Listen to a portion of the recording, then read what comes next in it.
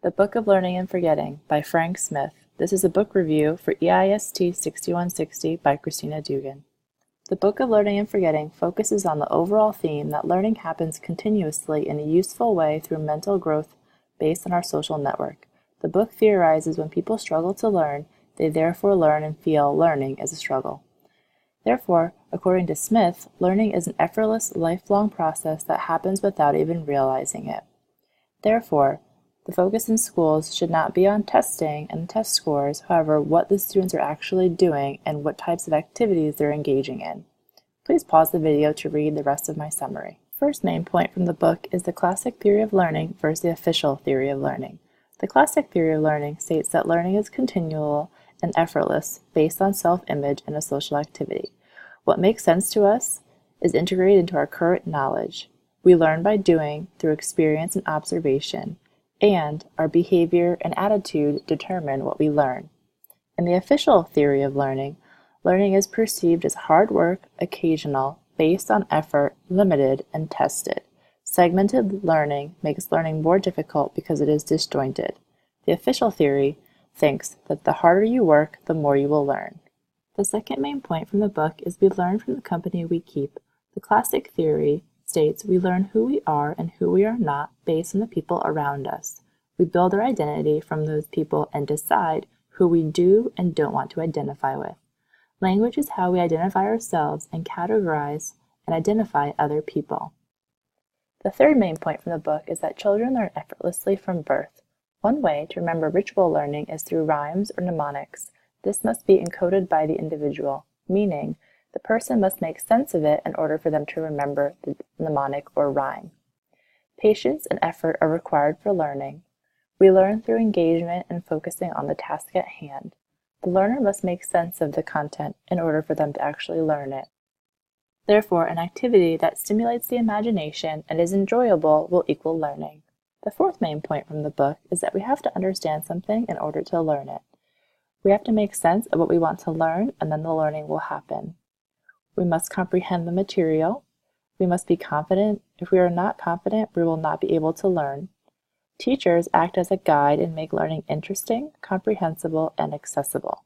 For example, when reading a high-level text about something very technical, if we don't understand it, there's no way that we'll be able to learn it or remember anything that we've read. The fifth main point from the book is the zone of proximal development. We can increase our learning with assistance when in the zone of proximal development, meaning the things that we already know plus the things we want to learn can be achieved with the help of somebody else. For example, learning to drive a car is something a student must be ready to learn. Therefore, a student who is too young or who has not taken the proper preparation courses will have a hard time learning how to drive a car versus a student who is of the appropriate maturity and has done the proper coursework with assistance will be able to learn how to drive a car. Also, self-image plays a large part in learning. We need to be interested and confident in what we are learning and not bored and anxious. This fits with the classic view of learning that we learn through social networks. Next, I will describe the 5 best quotes from the book that I chose. Quote number 1, learning is not hard work. Something is being learned whether we want it or not all the time. But achieving the necessary circumstances and frame of mind for desired learning may be very difficult indeed. This quote is important because it challenges the traditional viewpoint that effort equals results. That doesn't always hold true. For learning to take place, the learner must be interested and engaged without the feelings of anxiety or lack of self-confidence. This reminds me of the phrase, work smarter, not harder. Quote number 2, all learning pivots on who we think we are and who we see ourselves capable of becoming. A remarkable characteristic of learning we do from the company we keep, effortlessly and inconspicuously, is that it is vicarious. This quote explains the author's viewpoint that we mostly learn by doing and by watching what others do. We learn through the culture that is our norm and by the company we keep throughout our lives. Quote number 3. Long-term memory is indeed synonymous with learning. It is growth. Our problem is not learning, but forgetting. There is no forgetting from long-term memory. We transfer information to our long-term memory by finding a structure for it in what already exists in our mind and making sense of it. We cannot force things into our long-term memory by rote memorization, yet we must make it part of our identity. It is a network of our experiences. Number 4. When psychology's grotesque conviction about learning came into classrooms, out went any possibility that students might learn anything about ethics, respect, loyalty, mortality, honesty, charity, collaboration, compassion, or care. All of these involve values that can only be acquired from people with whom you identify, from the company you keep. Unless learners see people demonstrating such values as part of their own daily lives, there is no way the values can be learned. This quote stands out to me because the values we teach to our children are not the answers to questions, but ways of life. If children do not see people in their community or networks demonstrating these qualities, it's difficult for them to acquire patience and persistence or any value. This makes sense because we are products of our environment, which we've seen is true in every culture. Quote number 5. Understanding means that you are connecting what is new to what you already know. Confusion means there is no such connection.